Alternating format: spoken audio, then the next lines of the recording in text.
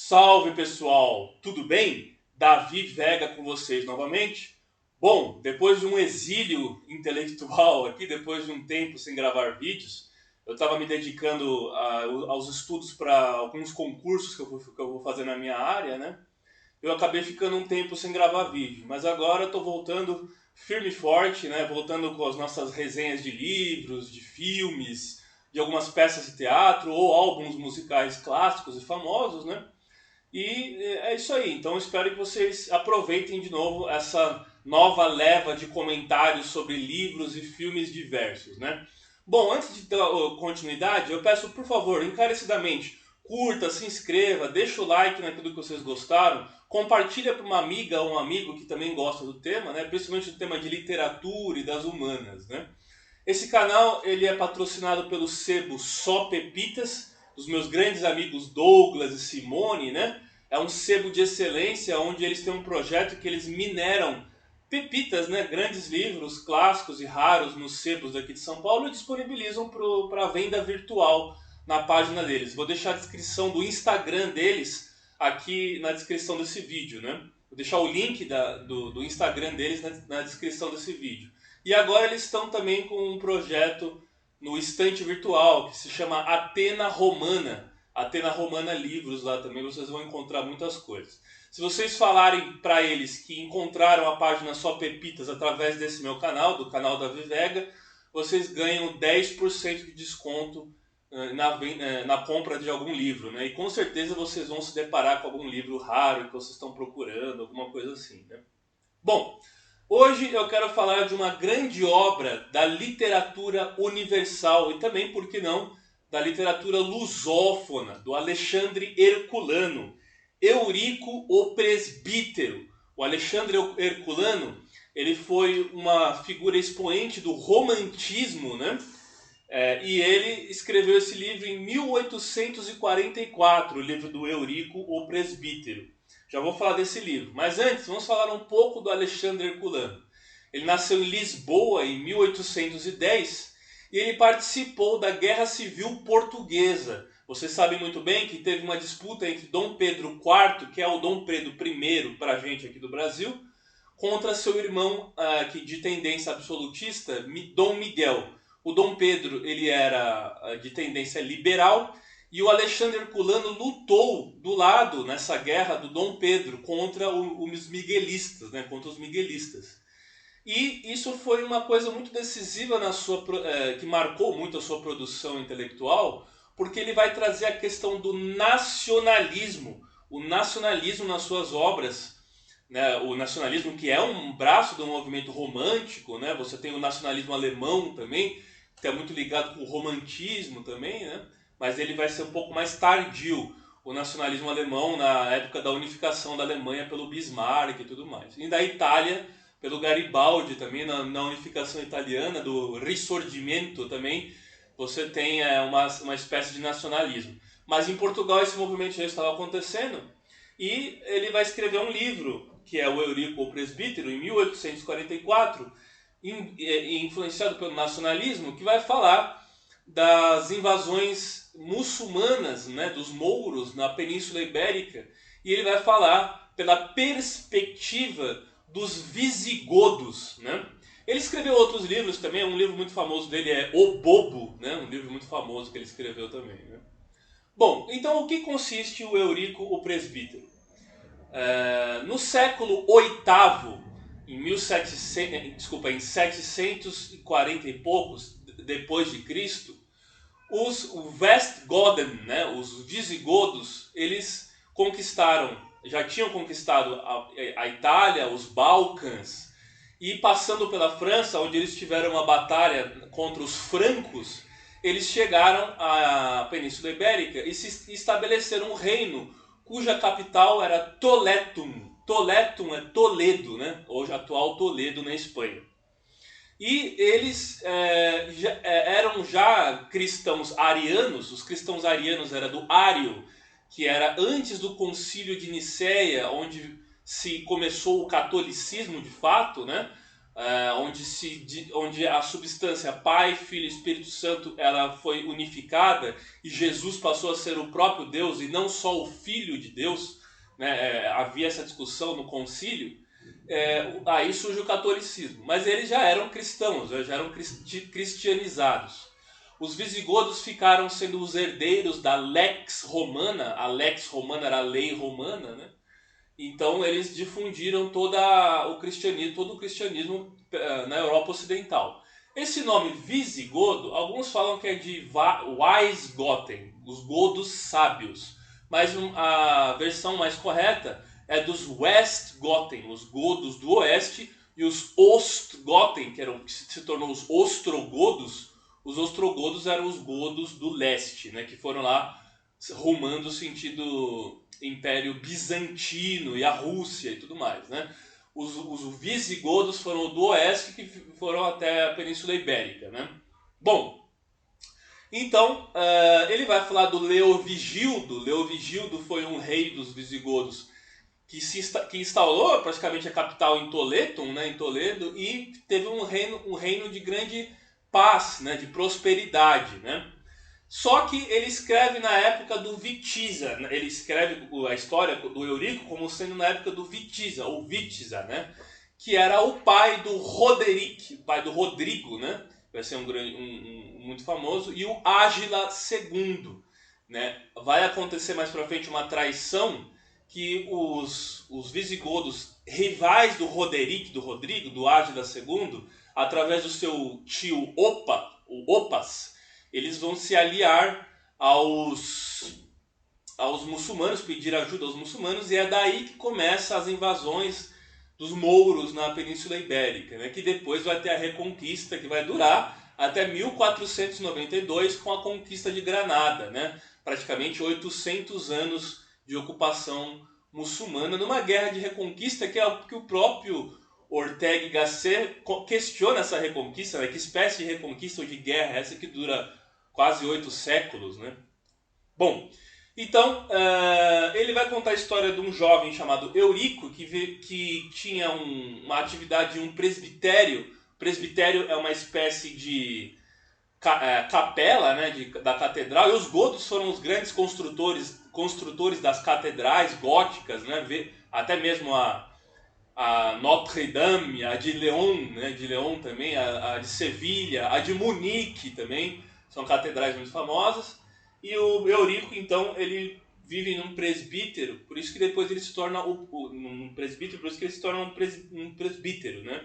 Um presbitério, desculpa. Ele vive em um presbitério e por isso que ele se torna o presbítero, porque logo no prefácio do livro, o Alexandre Herculano vai falar da questão do celibato, ele vai falar como que é muito peculiar essa característica do celibato, e inspirado no celibato ele criou o personagem. E ele vai ser um herói, ele era um herói, o Eurico, da guerra contra os francos, né? E depois a ele é designado a missão de levar o evangelho e saciar o sofrimento das almas em sofrimento em relação ao povo, né? Bom, os godos, eles vieram daquela região de Gotland, que eles falam que é na Suécia, mas se tem também uma noção de que eles vieram do leste, né? Da região do Báltico, né? Da região do Báltico, ali da Lituânia, aquele lado lá. Eles conquistaram praticamente, os ostrogodos foram para o leste, os visigodos para o oeste, e eles então formaram as estruturas da Idade Média, né? Todas as estruturas da Idade Média, depois da decadência de Roma, elas foram incorporadas pela Lex Romana dos visigodos, né?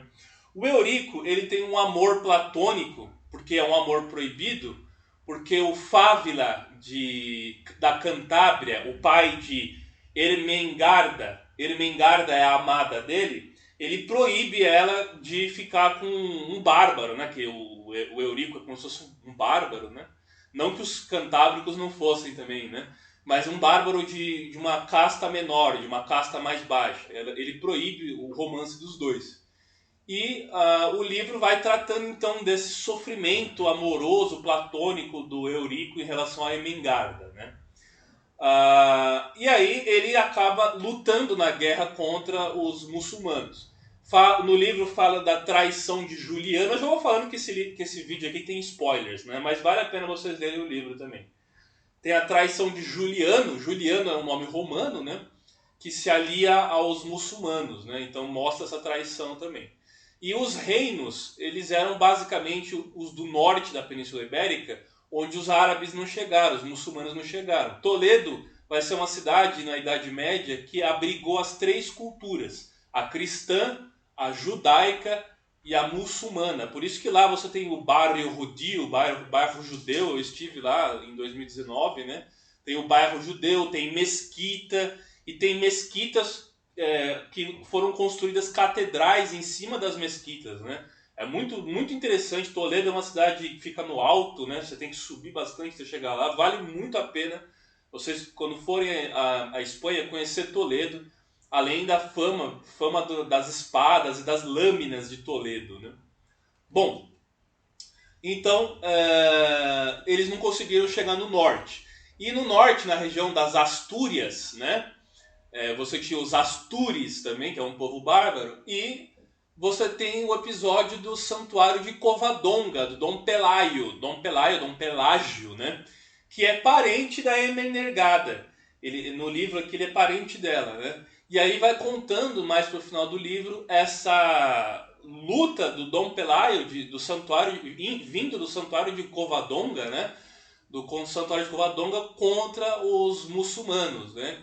E o Eurico, ele acaba se envolvendo nessas brigas, essas batalhas, né? E já contando o final do livro, a Emengarda, ela fica louca, né? Porque ela sabe que o seu amor, Eurico, que é impossível, ele acaba indo para uma batalha, para uma espécie de missão suicida para morrer na batalha, né? Para morrer nessa batalha. E ela fica louca, fica sem juízo, perde o juízo, fica louca, e o livro termina com essa tragédia, né? O romantismo traz muito essa questão da tragédia, parecido com as tragédias gregas, né? Muito famosas também, né? Bom, e aí alguns lugares eu achei interessante, que são lugares que ele menciona aqui que hoje levam nomes parecidos. Por exemplo, Sevilha, onde teve o famoso Isidoro de Sevilha, se chamava Hispales. León, que é onde nasceu meu pai, inclusive, vem de Legio, da Legio Romana, né? Tem a origem de Burgos também, que ele fala, Augusto Bórica, se eu não me engano, que vem o nome a Burgos, né, que é da região da Castilha e tal, e Toletum, que é Toledo, né? Então você vai se deparando com esses nomes. E ele descreve aqui no livro também várias coisas adornos dos visigodos, nomes das armas, nomes das práticas culturais. Então é um livro que ele tem a história do Eurico, claro, com a Ermengarda, mas se vocês gostam de história, vocês vão aprender muito com esse livro falando sobre os visigodos, né?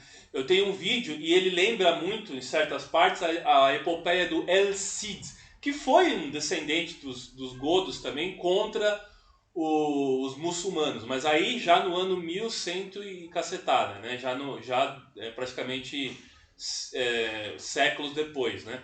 E o El Cid lembra muito disso. E aí eu tenho um vídeo falando do El Cid, vou deixar aqui na descrição desse vídeo o link para vocês verem um vídeo sobre o El Cid.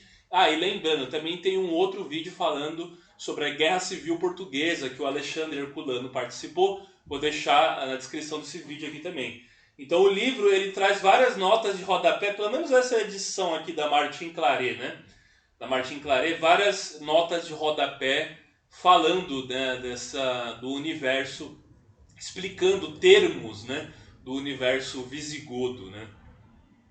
Bom, eu separei aqui uma parte que ele fala do tio fado, né, que ele exemplifica o que seria o tio fado, que era a prática do exército godo que se dividia em corpos de 10 mil homens.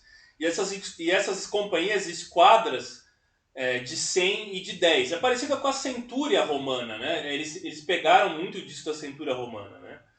Então ele fala que, segundo uma outra derivação, tio Fado também se chamaria milenário. Estava o quingentário, segundo uns, o capitão de 500 homens, né? A centúria era um homem, um oficial para cada 100 homens, e eles tinham também para cada 500 homens, né? Ou segundo outro, substituto titulado semelhante aos nossos tenentes coronéis, né? A companhia de 100 homens, que seria a centúria, né? E era regida por um centenário.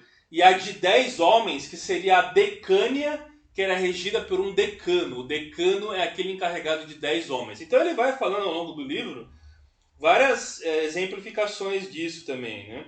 Mas eu queria ler aqui sobre os lugares que eu falei para vocês, uma descrição que ele coloca aqui. Olha lá. Hesitei muito tempo sobre se conviria usar os nomes próprios, quer de pessoas, quer de lugares, como as sucessivas alterações da linguagem na Espanha os foram transformando. Assim, Toletum e Mérida seriam sem dificuldades representados por Toledo e Mérida, mas sem substituir, sem anacronismo na expressão Sevilha e Spares, como eu disse, né? Leão, Légio, Guadalete, Circrícios, né? E finalmente, Burgos, que eu falei, era Augustóbriga.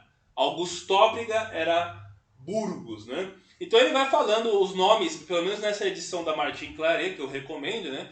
Os nomes originais. E também da vestimenta dos godos. São detalhes muito impressionantes que a gente nos faz perguntar, né? Como que ele tinha acesso em 1844, né?